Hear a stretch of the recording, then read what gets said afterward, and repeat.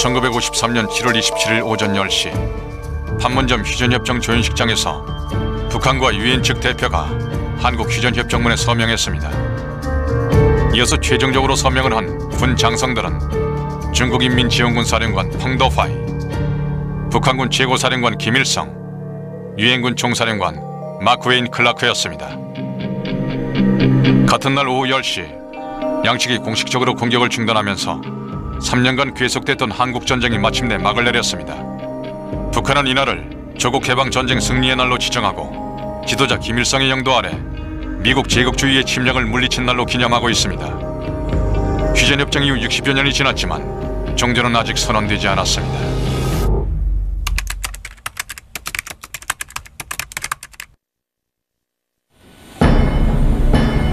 (2013년 7월 24일) 평양 순안국제공항은 평소보다 분주했습니다. 중국과 러시아에서 많은 손님들이 고려항공 여객기를 통해 북한을 방문할 예정이었습니다. 북한 정부의 초청으로 휴전협정 체결 60주년을 기념하는 각종 행사에 참석하기 위해서였습니다. 이 당시 북한은 2013년 2월에 강행한 3차 핵실험의 결과로 더 강력해진 국제적 비난과 제재를 받고 있는 상태였습니다. 2011년 12월 정권을 이어받은 북한의 젊은 지도자 김정은은 미국 기자들을 한 번 더 이 베일에 쌓인 국가로 초대했습니다. 그는 어떤 제스처를 보여주려던 것일까요? 국민들의 마음을 얻고 다른 국가들의 바람대로 북한을 개혁해 나가려던 것이었을까요? 2013년 초까지 북한은 외국인들의 휴대폰 소지를 금지하는 유일한 나라였습니다. 미국인이 북한 내에서 휴대폰을 쓰기 위해서는 평양의 통신사에서 대여를 해야 했고 본인의 휴대폰은 출국하기 전까지 공항의 군인들에게 맡겨야 했습니다. 이러한 정책은 적의 스파이가 휴대폰을 이용해 국가 안보를 위협하는 것을 막기 위한 것이었습니다. 현재는 군인들 대신 고려링크사의 여성 사원들이 이 업무를 대신하고 있습니다. 王军文，你的职务是什么？摄影师。홍콩 TV 촬영가. 국적. 중국. 중국航空。姓名。这边。这是你的号码。 2013년 1월 8일부터 북한 내에서 미국인들의 휴대폰 소지가 허용됐습니다.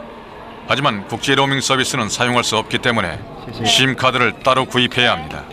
미국 달러와 유로화, 중국 위안화로만 구입이 가능한데 카드 가격이 꽤 비쌉니다. 怎么收费呢？它这个信卡是71美金，里边有是42美金充值通话费的。通话费。打中国的话，打的时候是2美金1分钟，接的时候是0.14美金1分钟。如果我全部付人民币是多少钱？1850。但是人民币如果是打电话的话是多少钱？如果换人民币的话？换人民币。就打电话到中国。是16人民币。16块钱人民币1分钟，打去中国。那如果是我们在平壤市内，比方说我们互相打电话是怎么收费呢？打电话的时候2毛4。 본인 휴대폰을 사용하는 것은 허용되지만 미국인에게 제공되는 심카드에는 여전히 제한이 많습니다. SMS, MMS, 인터넷 접속이 불가능하고 북한 주민에게 전화를 걸 수도 없습니다. 북한 주민들과 외국인들은 서로 다른 통신 시스템을 사용합니다. 북한에서는 모든 정책이 보안과 밀접하게 연관되어 있습니다. 휴전협정 기념일 당일 오후 중국 국가보주석 리위안 차오가 이끄는 중국 대표단이 평양에 도착했습니다.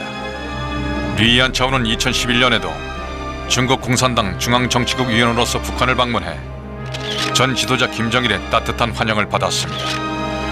이번에는 김정일이 아니라 그의 아들 김정은이 리위안 차오를 맞이했습니다. 세계는 이 두 지도자의 관계를 통해 중국과 북한의 관계에도 변화가 있기를 기대하고 있습니다.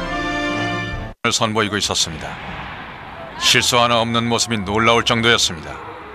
하지만 기자들은 또 다른 문제에 부딪혔는데 주최 측에서 기자석을 따로 마련해두지 않은 탓에 통로에 서서 촬영을 할 수밖에 없게 된 것입니다.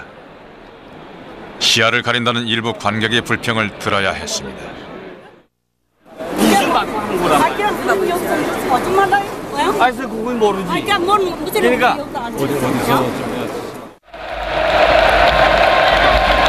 환영가가 크게 울려 퍼지는 가운데 김정은이 연단에 등장했습니다. 김일성 집권 시절부터 이 음악은 지도자의 입장 혹은 퇴장 때마다 울려 퍼졌습니다. 우렁찬 음악과 미리 녹음된 만세 소리 때문에 관객들의 흥분은 최고조에 달합니다. 通讯社在周二宣布，在当天他们已经成功地进行了第3次的地下核试验。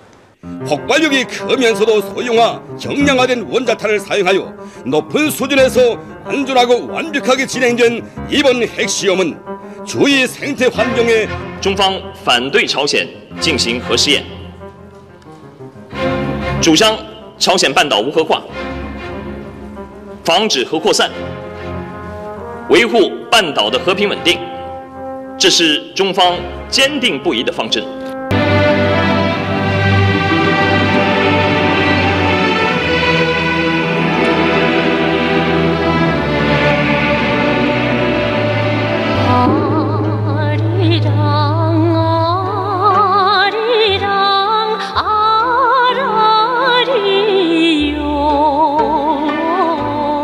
아리랑 공연은 20세기 초 한반도가 일본의 식민지가 되었을 때를 배경으로 시작합니다. 절망에 빠진 한국인들의 모습이 그려집니다.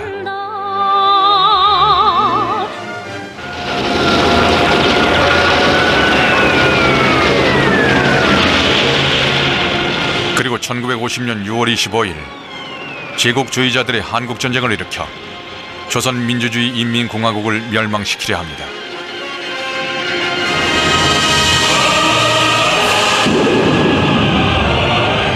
김일성의 영도 아래 북한은 침략자를 무찌르고 조국 해방 전쟁에서 승리를 이뤄냅니다.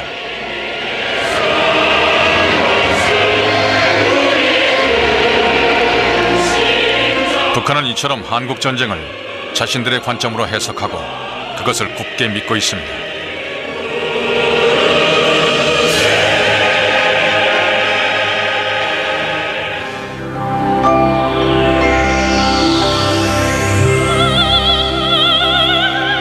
김정은이 북한의 새 지도자가 되었습니다. 김정은의 높은 위상을 선전하기 위해 새로운 내용이 아리랑 공연에 추가되었습니다.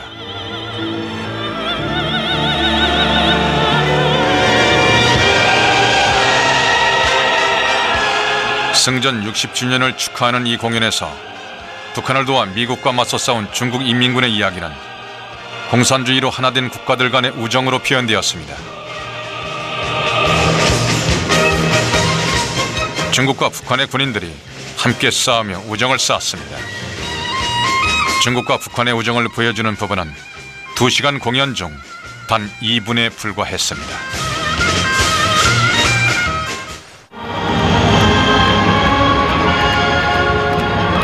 관객들의 우레와 같은 박수를 받으며 김정은이 경기장을 떠났습니다. 하지만 감동한 관객들은 지도자가 있는 방향을 바라보며 한동안 자리를 뜨지 못했습니다. 아리랑 공연에는 약 10만 명이 넘는 인원이 동원됐습니다. 엄청난 규모와 장엄한 이야기가 관객들을 감동시켰죠. 지도자와 함께 공연을 보기 위해서 북한 인민군 참전용사들은 공연이 끝날 때까지 대여섯 시간 넘게 자리를 지켰습니다.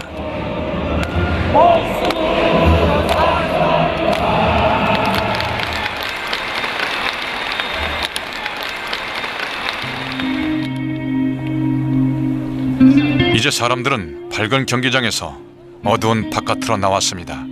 그리고 묵묵히 집으로 돌아갔습니다.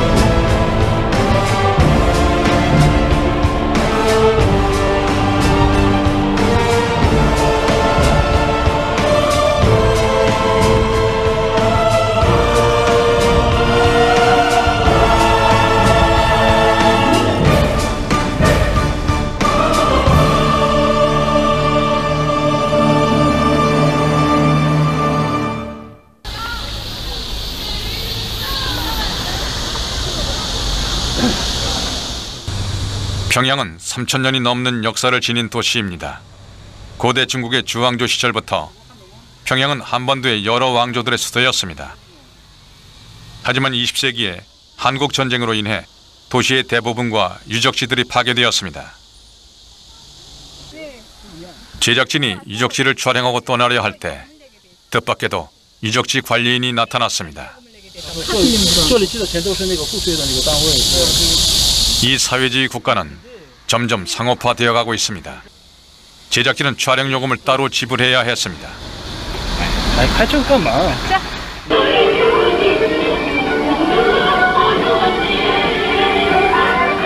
휴전협정 60주년을 기념하는 행사들이 계속해서 이어지고 있습니다. 대학볕 아래 참전용사들이 힘든 시간을 보내고 있습니다. 이들은 주최 측의 지시에 따라야만 합니다.